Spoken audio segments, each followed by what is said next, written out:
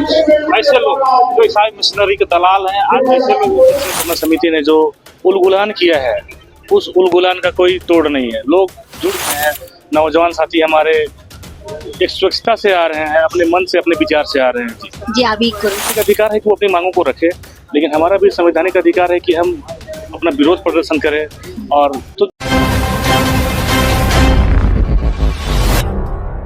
समिति के द्वारा आज मिलन समारोह का आयोजन किया गया। साथ ही आपको बता दें कि इस मिलन समारोह में एक नए व्यक्ति का भी शामिल किया गया, विकास जी को शामिल किया गया है। ऐसे में हमारे साथ केंद्रीय सरना समिति के अध्यक्ष गुलचंद तिर्की जी है, सीधा उनसे हम जुड़ेंगे, बात करेंगे, जानेंगे उनका क्या कहना है। सबसे पहले आपका चैनल में स्वागत है। आपको भी जो जी क्या कहेंगे, आज केंद्रीय सरना समिति के द्वारा मिलन समारोह का आयोजन किया गया, क्या कुछ हुआ, क्या कहेंगे इस पर आप? आज देखिए, केंद्रीय सरना समिति के तत्वाधान में आज केंद्रीय बुढ़िया धर्मपुरी रांची में मिलन समारोह का आयोजन किया गया था। इसका उद्देश्य यही था कि आदिवासियों, जो सरना आदिवासी, रूढ़िवादी परंपरा संस्कृति पर चौतरफा हमला हो रहा है। चाहे वो के द्वारा देख लीजिए कि एसटी सूची में शामिल होने के लिए छुट्टी एक, वही दूसरी ओर जो धर्मांतरण किए हुए हैं, जो ईसाई मिशनरी लगातार आदिवासियों का आरक्षण को हकमारी कर रहे हैं और लगातार अभी देखिए धर्मांतरण का मुद्दा बढ़ा हुआ है। ऐसे में सरना समाज जो है, मंडिया मेट जो है, होने के कगार में है। आज भी हम देखे एक वीडियो में कि डिप्टी जो है, रांची डिप्टी में लोग धर्मांतरण लोगों के द्वारा हमारे आदिवासी सरना रूढ़िवादी परंपरा जो मानते हैं, ऐसे लोग को प्रताड़ित किया जा रहा है, ऐसे लोग को बाउंड्री वाल तोड़ा गया है, ऐसे लोग को मारा जा रहा है, ऐसे लोग को धमकाया जा रहा है। तो निश्चित तौर से आज बाबा कार्तिक उरांव ने जिस उद्देश्य से बनाया था कि केंद्रीय सरना समिति पूर्णतः धार्मिक संगठन होगा, इसमें समाज राजनीति का कोई जगह नहीं होगा, लेकिन कुछ ऐसे लोग जो ईसाई मिशनरी के दलाल हैं, आज ऐसे लोगों के चलते समाज मटियामेट होने के कगार है। ईसाई मिशनरी हमारे सरना समाज में खून की तरह घुस गए हैं और इसकी संस्कृति, परंपरा और मानवीय मूल्यों को ये हावी और क्षति पहुंचाने का काम कर रहे हैं। इसीलिए आज सरना समाज से जुड़ करके लोग, युवा जो है, अपने समाज को बचाने के लिए आगे आ रहे हैं। आज किसी की ज्वाइनिंग भी हुई थी, क्या है, किनकी ज्वाइनिंग हुई थी, उनका नाम बताया और साथ ही उनमें क्या एबिलिटी देखा गया, उनको ज्वाइनिंग आपने दिया। निश्चित तौर से आज युवा अपने समाज के प्रति जो काम करना चाह रहे थे, ऐसे लोग केंद्रीय सरना समिति आरटीआई बिल्डिंग के विचारधारा से जुड़ करके बातों का समझ करके आज लोग जुड़ना चाह रहे हैं और जुड़ करके अपने धर्म, संस्कृति, परंपरा के प्रति जो है धर्मता से आवाज बनना चाहते हैं और समाज के लिए काम करना चाहते हैं। और साथ ही कल की जो घटना हुई थी उस पर आप आज पूरे समाज में बात है, ऐसे जो घटना है, ऐसे घटना नहीं होनी चाहिए थी। और जो लोग जो शामिल होने जा रहे थे, वो कुर्मियों के विरोध में जो रैलियां थे, जो एसटी में शामिल होने का मांग था, उसके विरोध में जा रहे थे और सवारी गाड़ी था, ओवरटेक करने के वजह से जो टायर फटने वाला घटना हुआ, 4 लोग मारे गए और 16 घायल से ज्यादा हुए हैं। ये जो घटना हुई वो सच में एक नेचुरल तरीके से हुआ था या फिर इसमें भी आपको कोई साजिश लगी? निश्चित तौर से इसमें देखिए सरकार का षड्यंत्र है।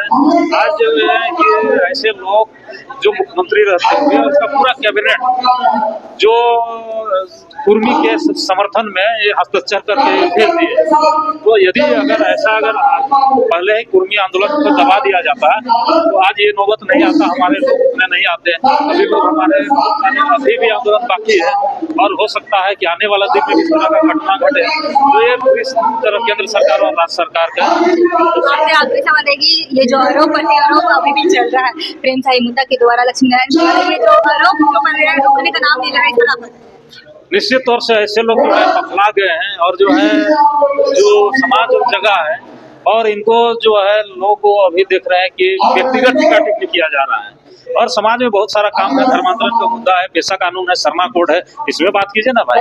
आप किसी व्यक्ति को टारगेट करके इसको जो है टीका टिप्पणी करना है, अच्छी राजनीति का प्रमाण है। चूंकि अभी बहुत सारे मुद्दे हमारे पास है, हमने किसी का टीका टिप्पणी आज तक नहीं, कभी ज्वाइनिंग में भी दिन भर देखिए हमने किसी के बारे में कोई टीका टिप्पणी नहीं किया, क्योंकि हम लोग को समाज के काम करना है। समाज में बहुत सारे मुद्दा है, बहुत सारी समस्या है, हमको इनको आगे लेकर के चलना है, समाज में लड़ाई लड़ना है। अभी देख रहे हैं, अभी तुरंत का घटना बता दे रहे हैं कि डिप्टी में अभी हमारे लोगों के साथ मारपीट किया गया, धर्मांतरित ईसाइयों द्वारा हमारे सरना भाइयों को वहाँ पर जो है मारपीट किया जा रहा है। बहुत दर्दनाक घटना है। और ये आने वाले समय में एक इंगित है कि आने वाले समय में कैसे हमको जो बाकी लोग, जो हमारे जो ईसाई समाज के जो दलाल लोग हैं, जो हम लोग को ईसाई समाज के बारे में बोलने से कतराते हैं या रोकते हैं, या शर्मा ईसाई भाई भाई, आज देख लीजिए चांद गांव की घटना देख लीजिए, पूरे के पूरे धर्म का खेला चल रहा है। डिमठी गांव का ये देख लीजिए, अभी इस तरह से बहुत सारे मुद्दा है। इस वक्त हमारे साथ बातचीत के लिए मौजूद है विकास जी, जो कि आज इनको केंद्रीय सना समिति में आज इनकी ज्वाइनिंग हुई है। सीधा इनसे हम बात करते हैं, जानते हैं इनका क्या कुछ कहना है। सबसे पहले आपका हमारे चैनल में स्वागत है। जी मैडम, धन्यवाद आपको। आज आपकी ज्वाइनिंग की गई है केंद्रीय सना समिति में, आप क्या कुछ कहेंगे? जी बहुत अच्छा लगा, मुझे खुशी की बात है कि मैं एक अच्छी विचारधारा वाले केंद्रीय सना समिति में जुड़ा, जी तो मुझे खुशी है।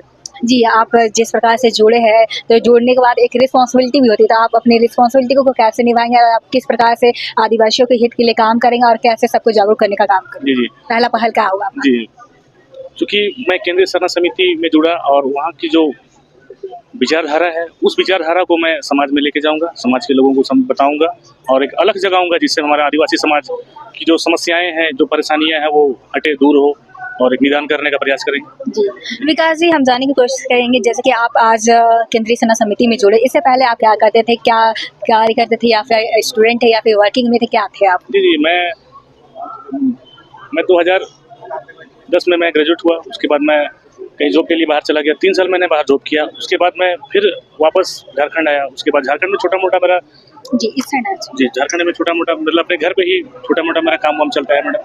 और फिर मैंने समाज सेवा की ओर अपना रुख बढ़ाया। समाज सेवा जो छोटे पैमाने पे जो हमसे हो पाता था, जो बन पाता था, वो मैंने किया। उसके बाद जब मैं निशा दीदी से मिला, उनकी विचारधारा को जाना, दादा फूलचंद तिर्की की विचारधारा को जाना, उसके बाद मैंने केंद्रीय सना समिति को ज्वाइन किया। जी, मतलब कहीं ना कहीं आप निशा दी और फुलचंद दास से मतलब प्रेरणा लिए है, प्रेरित है, उसके बाद ही आपने ज्वाइन किया? जी जी जी, नो डाउट, बहुत प्रेरित हुए, उसके बाद ही मैं ज्वाइन किया। जी, तो आप जैसे कि आपने बताया कि आपने जॉब किया, ये सब किया, तो आप आदिवासी समाज के लोगों को आज कैसे देखते हैं? क्या लगता है, आदिवासी समाज क्या बहुत ज़्यादा उभर के सामने आए हैं, या फिर अभी भी उनको किन किन चीज़ों से मतलब परेशानियों का सामना करना पड़ रहा है? जी, हमारा आदिवासी समाज का जो आर्थिक स्थिति है मैडम, वो और समाज की तुलना में बहुत बेहतर नहीं है जी।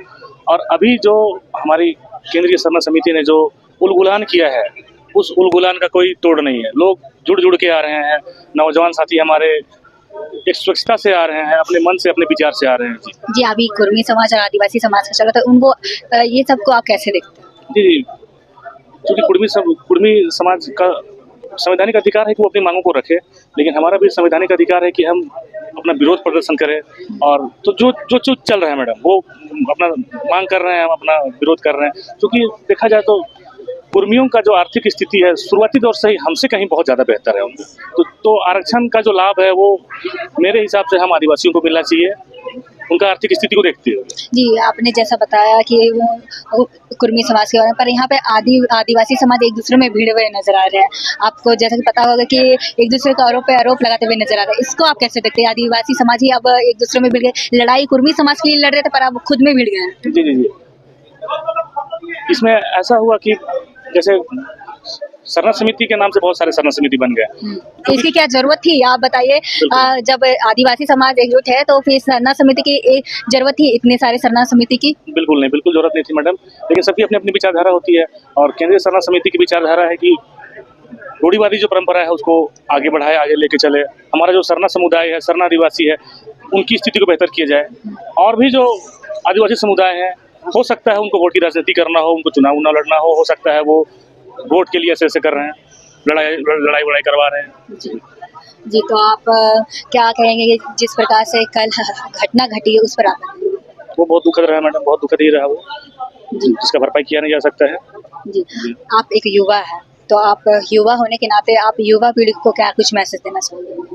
मैं युवा पीढ़ी को यही बोलना चाहता हूँ कि जो बाबा कार्तिक उरांव के कहे हुए पच्चीनों पे चलना है, उनके बताए हुए मार्गों पे चलना है।